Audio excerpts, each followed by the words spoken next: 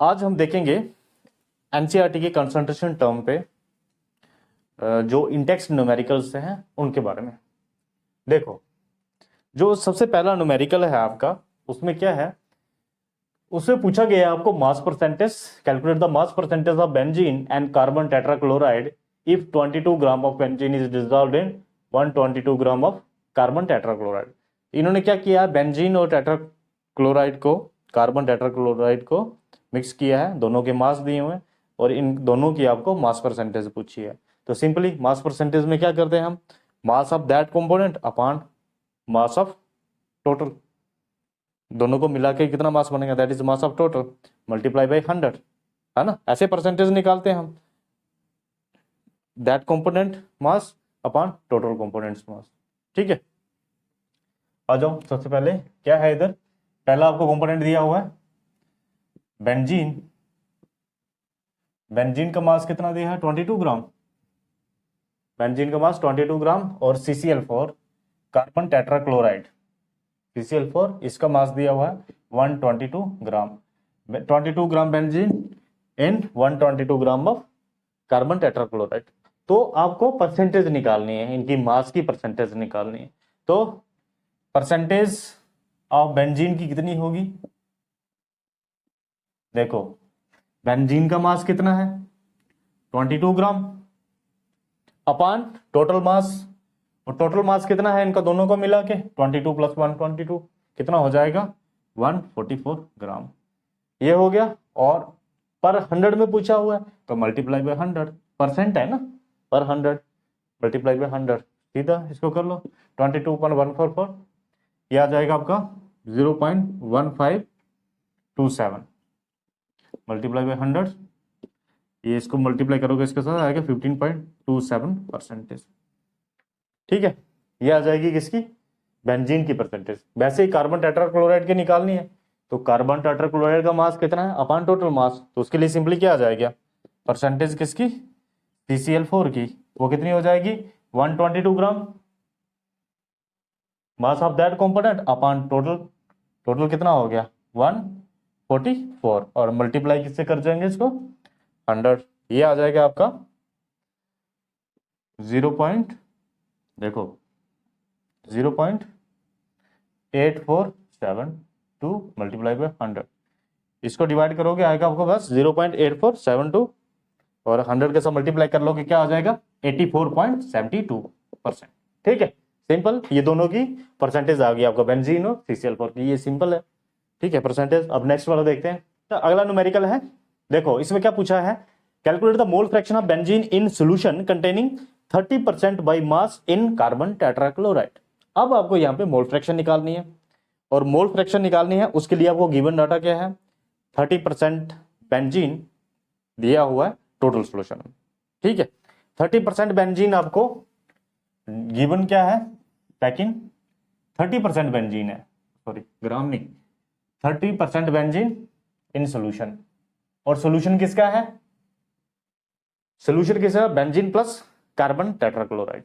Okay, 30% by mass है, मगर ना वॉल्यूम में ना नंबर में, किसमें बोला है इन्होंने, by mass, 30% by mass.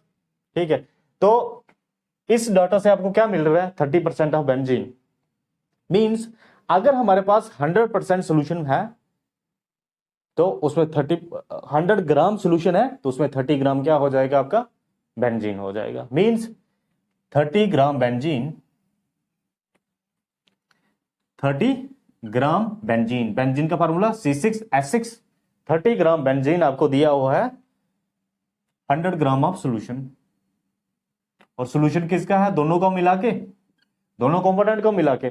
Benzene अगर 30 ग्राम है तो दूसरा कंपोनेंट क्या है, कार्बन टेट्राक्लोराइड, वो दूसरा कंपोनेंट कितना हो जाएगा फिर 70%, और 70% क्या हो जाएगा इधर CCl4, 70% नहीं 70 ग्राम, क्योंकि बाई मास दिया हुआ है, 100 ग्राम मास में 30 ग्राम मास किसका है, बेंजीन का, और फिर बचा हुआ 70 ग्राम किसका हो जाएगा, CCl4 का।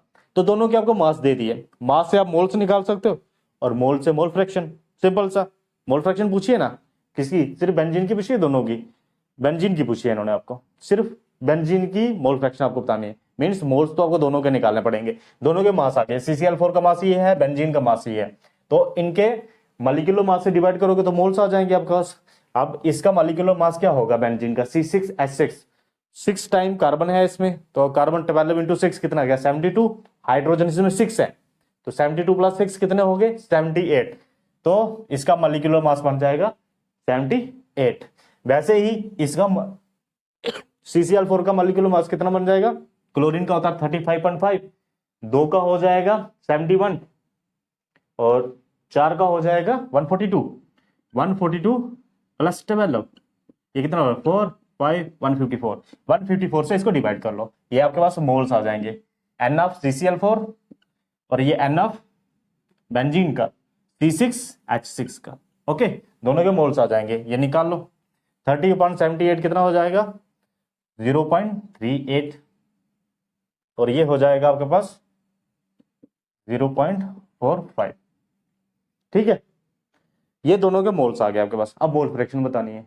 मोल फ्रैक्शन देखो, मोल फ्रैक्शन क्या होगी, मोल्स, आप मोल फ्रैक्शन किसी भी कंपोनेंट की अगर निकालनी है आपको सॉल्यूशन के, तो मोल फ्रैक्शन होगी moles of that component upon total moles, this is the ratio, उस कंपोनेंट के कितने मोल्स है अपॉन टोटल मोल्स सॉल्यूशन के कितने हैं, तो टोटल मोल सॉल्यूशन के इन दोनों को प्लस करके आएंगे और जिस कंपोनेंट की निकालनी है उसके आपको की बनाए, जैसे आपको बेंजीन के निकालने हैं तो मोल fraction of benzene x side से डिनोट करते हैं एक्स, बेंजीन C6H6, इसके मोल्स कितने हैं, इस कंपोनेंट के मोल्स 0.38 अपॉन टोटल मोल्स कितने हो जाएंगे 0.38 प्लस 45 कितना बन जाएगा 8 और 5 5 3 1 4 3 7 और 1 8 0.83 से इसको करें 0.83 से डिवाइड। अब 0.83 से डिवाइड करेंगे तो ये आ जाएगा आपके पास 0.457, ओके, ये आ जाएगी आपके पास मोल फ्रैक्शन किसकी, बेंजीन की। अगर इसके साथ में कार्बन टेट्राक्लोराइड की भी पूछी हुई है तो आप क्या करोगे 1 में से इसको माइनस कर लोगे, होता है ना, मोल फ्रैक्शन ऑफ दोनों कंपोनेंट्स की कितनी हो जाएगी 1 के बराबर, तो मोल फ्रैक्शन ऑफ बेंजीन की इतनी है, दूसरे की निकालनी है तो इसको उस तरफ ले जाओगे तो 1 माइनस कर लोगे, मीन्स 1 में से निकालोगे तो 4 5 से मल्ट करोगे तो 55 के अराउंड आएगी, है ना, तो ये है आपको क्या मोल फ्रैक्शन ऑफ बेंजीन, सिंपल है। मतलब आपको डाटा क्या दिया था 30% बाई मास दिया था, आपने दोनों कंपोनेंट का मास बनाया, उधर से मास से आपने मोल्स में आए, मोल से मोल फ्रैक्शन निकाल ली, सिंपल सा है, ठीक है। अब नेक्स्ट वाला देखते हैं। नेक्स्ट में 2 पार्ट है, कैलकुलेट द मोलैरिटी, दोनों में मोलैरिटी निकालनी है।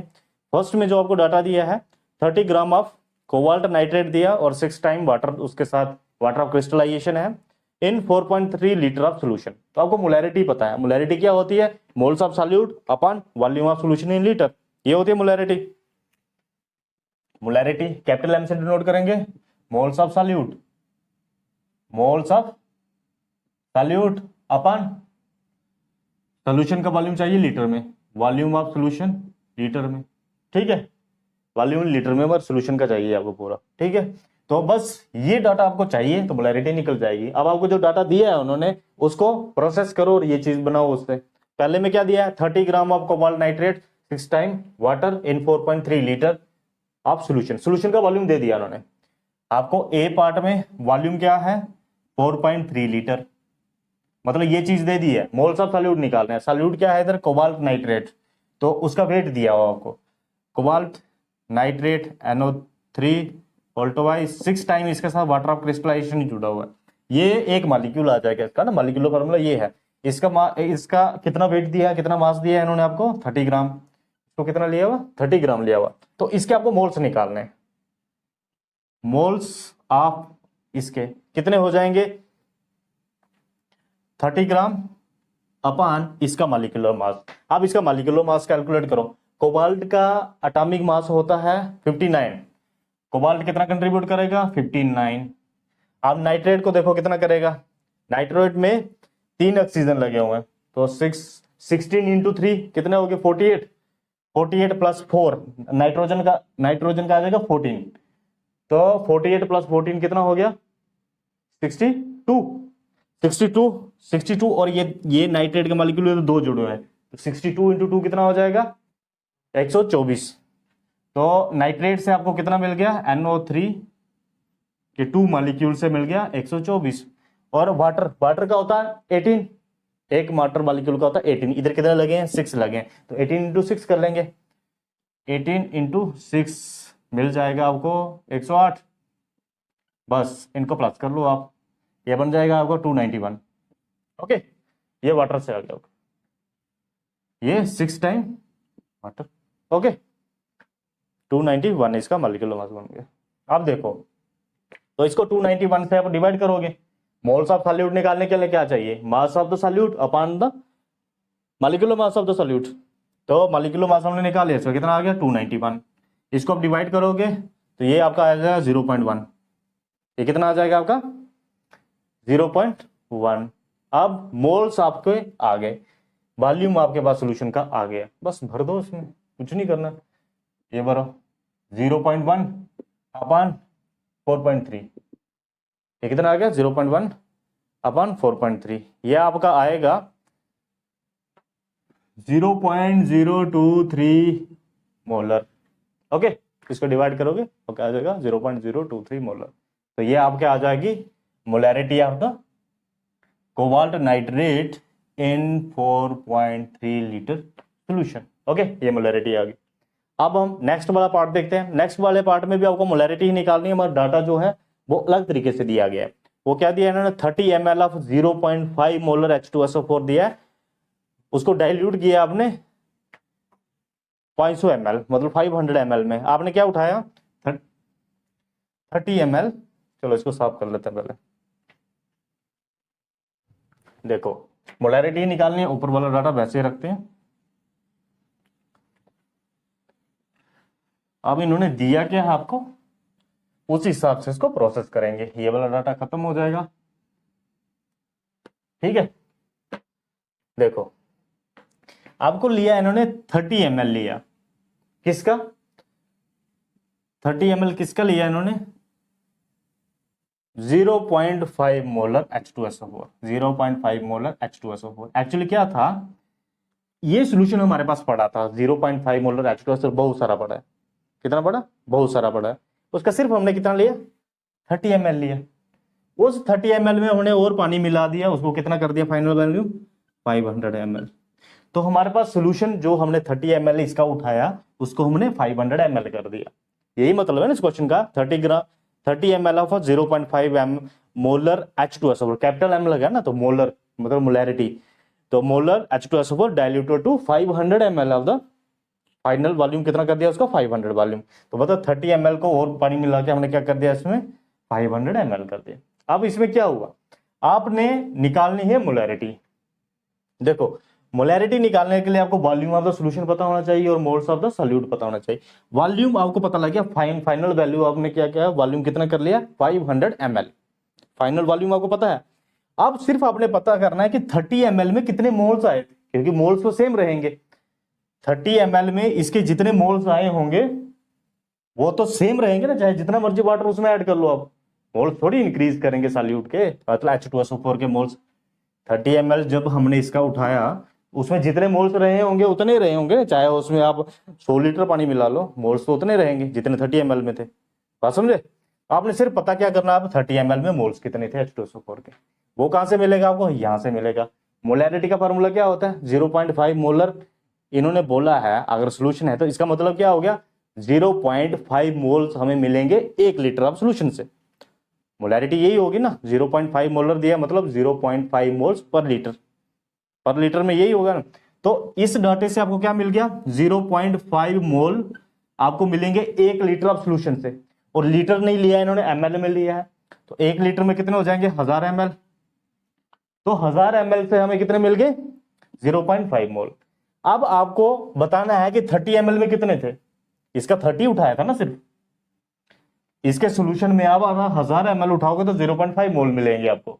आपने कितना उठाया 30 ml उठाया, आपको बताना है इसमें कितने मोल्स थे, यही चाहिए ना आपको डाटा अभी। तो इसके अगर 30 ml आपको चाहिए तो पहले आपको इसका यूनिटरी पता होना चाहिए। यूनिटरी के लिए इसको इधर ले आओ, पहले 0.5 1000 इजिकल टू 1 मोल में मिलेंगे, 1 ml में मिलेंगे। 1 ml में कितने मिलेंगे 0.5 मोल, और 30 में कितने मिलेंगे, दोनों तरफ 30 से मल्टीप्लाई कर लो पहले आप, है ना, तो 30 ml में आपको इतने मिलेंगे। इस चीज को सॉल्व करोगे आपके पास आ जाएंगे moles in 30 ml of H2SO4 जो आपने ये वाला स्टॉक से उठाया है। तो बस निकाल लो इसको, कितने आ जाएंगे, 0 से 0 कैंसिल, 5 3 15, 1.5 अपॉन 1000 अपॉन 100 कितना आ गया, 0.015 मोल्स। तो आपको 30 ml जब इसका उठाया उसमें कितने मोल्स होंगे, 0.015 मोल्स। बात समझे? तो आपके पास मोल्स भी आ गए सॉल्यूट के, वॉल्यूम ऑफ सॉल्यूशन भी आ गया। कर लो इसको डिवाइड, क्या हो जाएगा, 0.015 मोल्स ऑफ H2SO4 30 ml में थे और उनका फाइनल वॉल्यूम कितना कर दिया था आपने, 500 ml। 500 ml में कितने लीटर होते हैं, क्योंकि वॉल्यूम ऑफ सॉल्यूशन कितने चाहिए आपको लीटर में, तो 500 ml कितना, हाफ लीटर। हाफ लीटर में लिख सकता ना 1/2, लिख सकता ना 1/2 लीटर। इसको घुमा लो, घुमा के तो 2 उधर मल्टीप्लाई जो 2/1 हो जाएगा ना ये ना, 0.015 इंटू 2, 15 को डबल कर दो 30 हो जाएगा, कितना 0.03 आ गया है। ठीक है, इसलिए सिर्फ आपको क्या करना है, देखना कि गिवन डाटा क्या है और उसमें आपको निकालना क्या है और उतने तक आप कैसे पहुंच सकते हो। सिंपल सा था। अब इसने डाटा थोड़ा सा चेंज करके दिया था, सिंपल सा, दिमाग लगाओगे तो हो जाएगा इजीली। ठीक है, अच्छा नेक्स्ट बोला है, इसे बोला गया आपको calculate the mass of urea required in making 2.5 kg of 0.25 molar aqua solution.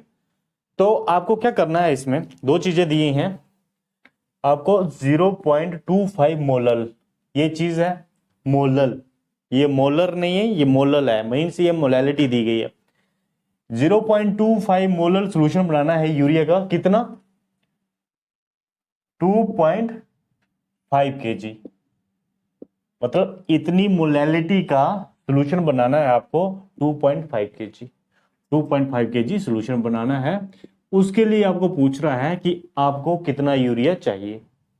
ठीक है, अच्छा कई बार यूरिया का आपको फार्मूला नहीं दिया होता है, तो यूरिया का फार्मूला याद रख सकते हो आप, C+O, इस तरफ भी अमाइन ग्रुप, इस तरफ भी अमाइन ग्रुप, NH2।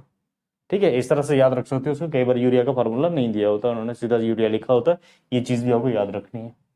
दोनों तरफ NH2 C+O यूरिया। ठीक है, अब ये आपके पास यूरिया है, आपको इसका मास निकालना है कि ये चीज बनाने के लिए 0.25 मोलर सॉल्यूशन बनाने के लिए कितना, 2.5 kg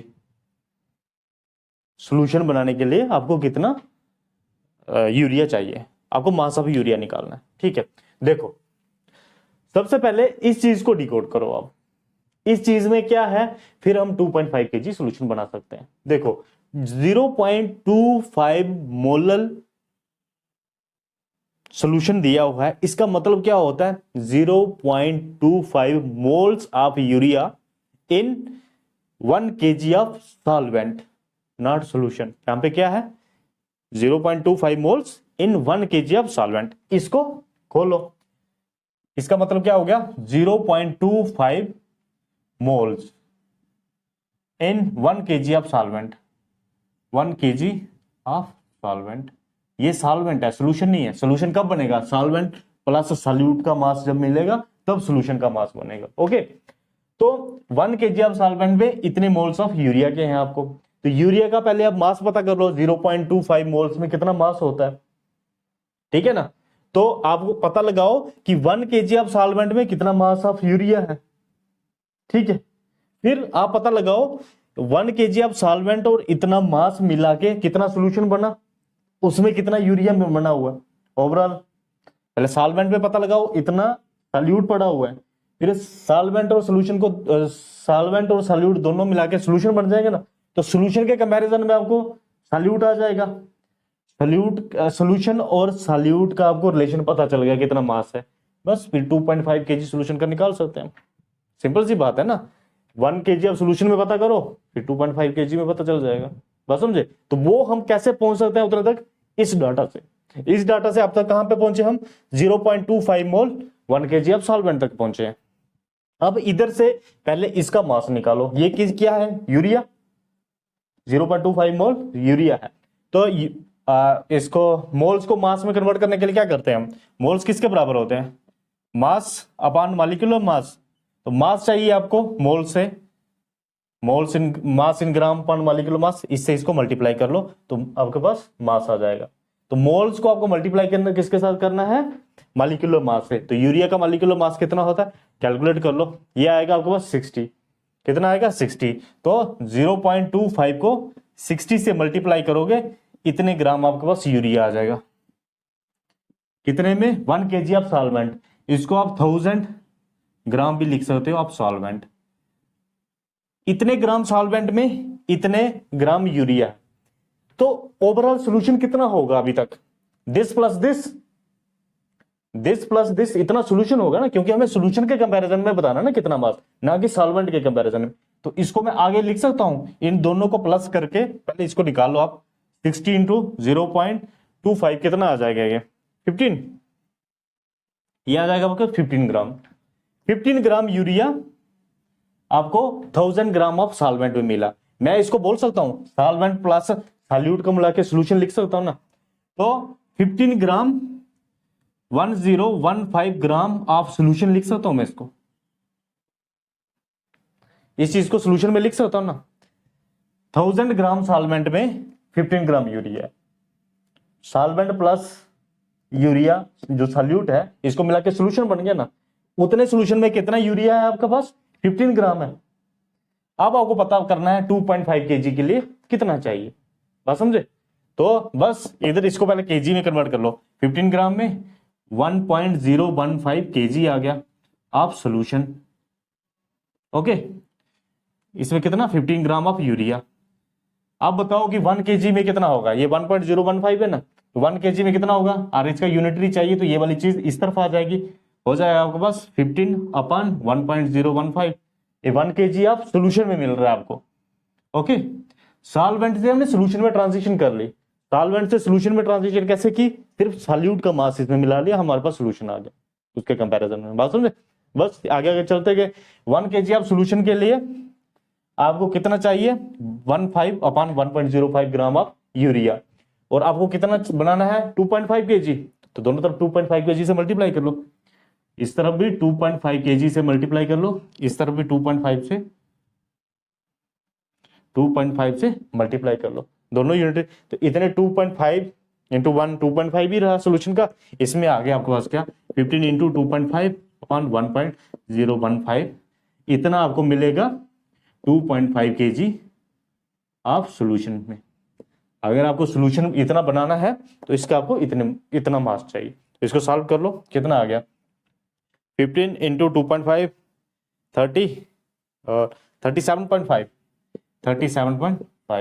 1.015 ग्राम, और ये कितना आ गया आपके पास 37.5/1.015 आ जाएगा आपके पास 36.94 ग्राम। इतना यूरिया चाहिए आपको 2.5 kg सोल्यूशन बनाना, किसका, 0.25 मोलर का, बात समझे। 0.25 मोलर को हमने पहले डिकोड किया कि इसमें आपको 0.25 मोल मिलेंगे 1 kg सॉल्वेंट में। 1 kg सॉल्वेंट को आपने ग्राम में कर लिया और इसको आपने ग्राम में कन्वर्ट कर लिया। मोल्स को मास में कन्वर्ट कर सकते हो ना, कर लिया, मोल्स इंटू मॉलिक्यूलर मास से मल्टीप्लाई करके आ गया 15 ग्राम। 15 ग्राम आपको मिलेगा 100 ग्राम ऑफ सॉल्वेंट में। सॉल्वेंट को आपको सोल्यूशन में कन्वर्ट कर लिया, इसमें सिर्फ सॉल्यूट मिला है। सॉल्यूट कितना हमारे पास 15 ग्राम, दोनों को मिला के तो 1015 ग्राम ऑफ सोल्यूशन में आपको 15 ग्राम यूरिया मिल रहा होगा। इसी चीज को डिकोड करते चलते गए 1 kg ऑफ सोल्यूशन में इतना मल्टीप्लाई बाय 2.5 से, यूनिटरी जब आ गया हमारे पास, है ना, यूनिटरी जब आ गया तो उसको मल्टीप्लाई कर लिया 2.5 kg से, आ गया दोनों तरफ से। ठीक है, सिंपल है, इस तरह से करना। इससे सिर्फ आपको ये याद रखना कि ये moles per KG of solvent में दिए हैं, क्वेश्चन आपको सॉल्यूशन में पूछा हुआ है, तो सॉल्वेंट से सॉल्यूशन में ट्रांजिशन करनी पड़ेगी आपको, बात समझे, क्योंकि मोलैलिटी दी है। मोलैलिटी मतलब इतने मोल्स आपको पर केजी ऑफ सॉल्वेंट में आएंगे, तो बस मोल्स को आपने मास में कन्वर्ट कर लिया, इतना मास पर केजी ऑफ सॉल्वेंट में, इतना मास पर केजी ऑफ सॉल्यूशन में कर लिया आपने, तो बस फिर निकल गया 2.5 kg में कितना चाहिए होगा, उस हिसाब से आ गया, बात समझे। बस ये है इसका न्यूमेरिकल। ये थोड़ा ट्विस्टिंग है, इस चीज को थोड़ा ध्यान से देखना। ठीक है, नेक्स्ट वाला करते हैं हम। अच्छा आ जाओ, नेक्स्ट वाला न्यूमेरिकल है। देखो इसमें आपको क्या चीजें निकालनी है, 3 चीजें पूछी हैं। Molality, molarity, mole fraction. आप पोटेशियम आयोडाइड की ये तीन चीजें आपको निकालनी है। और डाटा क्या दिया है इसके लिए आपको? 20% mass by mass aqueous solution दिया पोटेशियम आयोडाइड का। मतलब पोटेशियम आयोडाइड का आपको गिवन क्या है? 20% मास बाय मास, ठीक है, mass by mass aqueous solution means water में डाल के दिया हुआ, ठीक है, एक्वस सोल्यूशन। और इसकी सोल्यूशन की आपको डेंसिटी भी दी हुई है। ये दो चीजें दी। आपको निकालनी क्या है? पहले ये चीज देखो, आपको निकालनी है एक तो मोलैलिटी, एक चीज निकालनी है मोलैरिटी, और एक चीज निकालनी है आपको मोल फ्रैक्शन। ये तीन चीजें निकालनी है। अब देखो इन तीनों चीजों के लिए आपको चाहिए क्या चीज? सोल्यूशन किसका है? पोटेशियम आयोडाइड प्लस वाटर का, इसका सोल्यूशन है। तो मोलैलिटी के लिए आपको क्या चाहिए होगा? मोल्स किसके? पोटेशियम आयोडाइड के। इसी का पूछा ना, पोटेशियम आयोडाइड का डाटा पूछा, मोल्स ऑफ पोटेशियम आयोडाइड। और मास किसका चाहिए आपको? सॉल्वेंट। तो सॉल्वेंट इधर क्या है? Water. Mass of solvent, water लिख देता हूं सीधा, वाटर चाहिए किसमें? केजी में। ये चीज चाहिए आपको मोलैलिटी के लिए। मोलैरिटी के लिए क्या चाहिए? मोल्स ऑफ पोटेशियम आयोडाइड, इसमें भी चाहिए, ठीक है। और चाहिए आपको वॉल्यूम, वॉल्यूम ऑफ सोल्यूशन। आपको यहां पे सॉल्वेंट का नहीं चाहिए, सॉल्वेंट और सॉल्यूट दोनों को मिला के जो सोल्यूशन बनेगा उसका आपको वॉल्यूम चाहिए, ठीक है, वो भी किसमें? लीटर में। और मोल फ्रैक्शन आपको चाहिए। मोल फ्रैक्शन में आपको क्या चाहिए? Mole fraction of potassium iodide ही पूछा हुआ। तो मोल्स आपको चाहिए किसके? K I upon total moles. Total moles किसके आ जाएंगे? मोल्स को एन से डिनोट करता है वैसे, वाटर के प्लस एन के आई। इधर भी आप एन से ही डिनोट कर लो उसको, एन ऑफ के आई।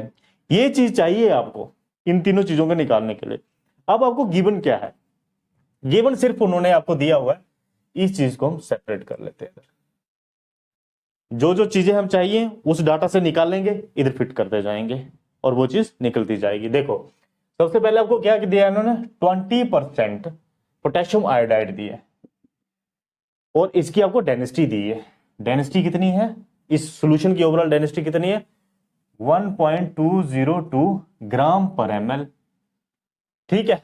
ये दो चीजें दी हैं। पहले इस चीज को निकालो। ये मास बाई मास परसेंटेज दी है, मींस मास ऑफ उस कंपोनेंट का, मींस पोटेशियम आयोडाइड का upon total mass of solution, ठीक है। तो इसका मतलब क्या हो गया? 20% मास दिया हुआ, तो 20 ग्राम अगर इसका मास होगा, सॉल्यूशन का कितना हो जाएगा? 100 ग्राम। 100 ग्राम सॉल्यूशन, 100 ग्राम सॉल्यूशन में आपको 20 ग्राम पोटेशियम आयोडाइड मिलेगा। ये चीज इसका मतलब हो गया। अब आपको सॉल्यूशन भी मिल गया, सॉल्यूट भी मिल गया। आपको एक जगह पे सॉल्वेंट भी चाहिए था, मास ऑफ वाटर, सॉल्वेंट भी चाहिए मास का। तो इधर आप मास ऑफ सॉल्वेंट भी बता सकते। मास ऑफ सॉल्वेंट कैसे बताएंगे? 100 ग्राम सॉल्यूशन में इतना सॉल्यूट है, तो सॉल्वेंट का कितना होगा? 80 ग्राम। तो इधर से ही आपको क्या मिल जाएगा? 80 ग्राम सॉल्वेंट, 80 ग्राम वाटर मिल गया। ये तीन चीजें आपको मिल गई, mass of the solute, mass of solvent, mass of solution. Okay, तीनों चीजें मिल गई आपको, ये यहां से मिल गई। हम मास से आप मोल्स निकाल सकते हो। तो मोल्स आपको किसके? पोटेशियम आयोडाइड के, इधर भी पोटेशियम आयोडाइड के, इधर भी पोटेशियम आयोडाइड के। वाटर की भी चाहिए यहाँ पे, तो इसका भी आपको मोल्स निकालने हैं, इसके भी आपको मोल्स चाहिए, रिक्वायर्ड है ये, है ना। और सोल्यूशन का आपको सिर्फ वॉल्यूम चाहिए था। यहाँ पे मोलैरिटी के लिए आपको सोल्यूशन का क्या चाहिए? वॉल्यूम चाहिए। और सोल्यूशन की आपको डेंसिटी दी है, सोल्यूशन की आपको डेंसिटी दी हुई है, मास आपके पास सोल्यूशन का पड़ा हुआ है, तो आप वॉल्यूम निकाल सकते हो, क्योंकि density is equal to mass upon volume. तो आप सारी चीजें इस वजह से निकाल सकते हो जो आपको यहाँ पे चाहिए, बस समझे। मोल्स आपको पोटेशियम आयोडाइड के चाहिए। पहले मोल्स ऑफ पोटेशियम आयोडाइड निकाल लेते हैं। एन ऑफ के आई कितना हो गया? पोटेशियम आयोडाइड के मोल्स, मास 20 अपॉन इसका मॉलिक्यूलर मास। अब देखो पोटेशियम का एटॉमिक मास होता है 39 और आयोडीन का होता है 127, दोनों को मिला के बनता है 166। इसका मॉलिक्यूलर मास पोटेशियम आयोडाइड का कितना बन गया? 166। इन दोनों को आप, इसको हम नीचे ही लिखते हैं, 166 कितना हो जाएगा आपका? 0.120। ये आपके पास मोल आ गया पोटेशियम आयोडाइड के। ये आपको कहां कहां चाहिए? यहां भी चाहिए, यहां पे भी चाहिए, यहां पे भी चाहिए, तो तीनों में चाहिए। ये निकल गए आपके। अब देखते हैं वाटर के भी निकालने हैं हमें। वाटर का इधर ही निकाल लेते हैं, मोल्स ऑफ वाटर।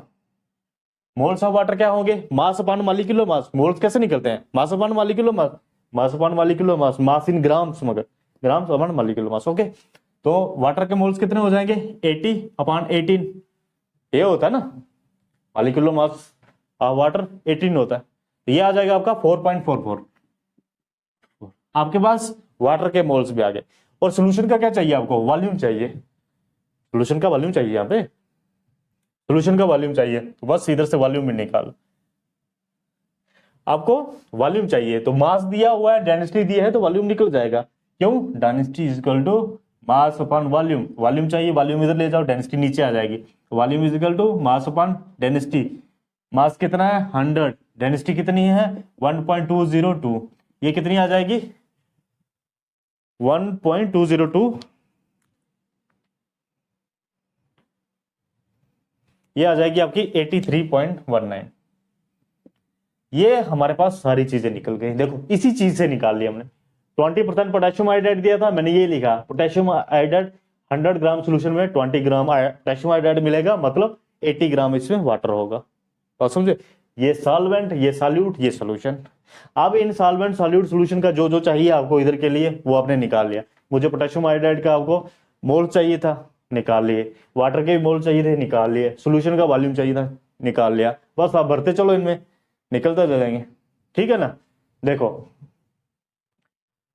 कहाँ है, पहली है molality, moles of potassium iodide, moles of potassium iodide कितने हैं 0.120, mass of water in KG, mass of water इधर कितना है 80 ग्राम दिया हुआ है, 80 ग्राम को और केजी में लिखना होगा 80/1000, 80 बाई, ये कितना हो जाएगा 80/1000, तो इसको घुमाओगे तो क्या चला जाएगा 1000/80 आ जाएगा, नहीं ये आ जाएगा 1000/80 आ जाएगा, इस चीज को घुमा के लिखोगे, इसको साफ कर लो फिर।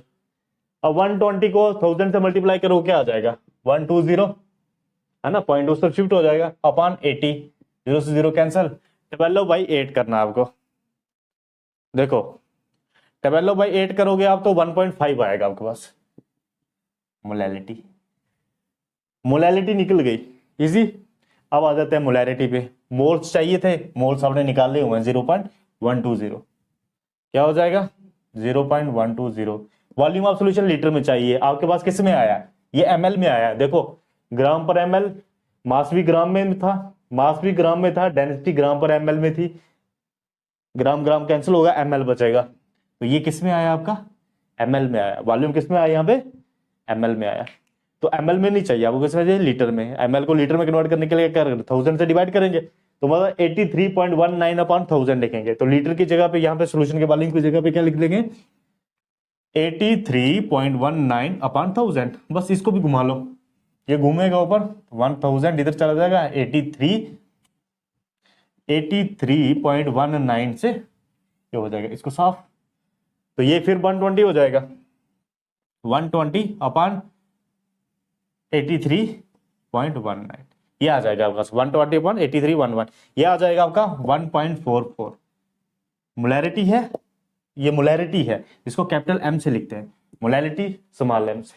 अब आ जाओ मोल फ्रैक्शन पे, मोल फ्रैक्शन में आप पोटेशियम आयोडाइड के मोल्स हैं आपके पास कितने हैं 0.120, ठीक है, वाटर के 4.44 यही आए थे ना, बस प्लस कर लो पोटेशियम आयोडाइड, ये होती है mole fraction, moles of that component upon total, total mole solution में किसके हैं, इन दोनों को मिला के सोल्यूशन में मोल्स है ना, टोटल 4.44 प्लस 0.120, इसको प्लस कर लो, ये कितना आ जाएगा 0.120 अपन 4.44 को इसको करोगे 0 426 415 4.560, 0.120 अपन 4.560, इसको कर लोगे आप डिवाइड, तो ये आपके पास आ जाएगा 0.026 मोल फ्रैक्शन आई है किसकी, पोटेशियम आयोडाइड की, पोटेशियम आयोडाइड की मोल फ्रैक्शन भी निकल गई, और वाटर की निकालना चाहते हो मतलब सॉल्वेंट की, तो 1 माइनस कर लो उसको, क्योंकि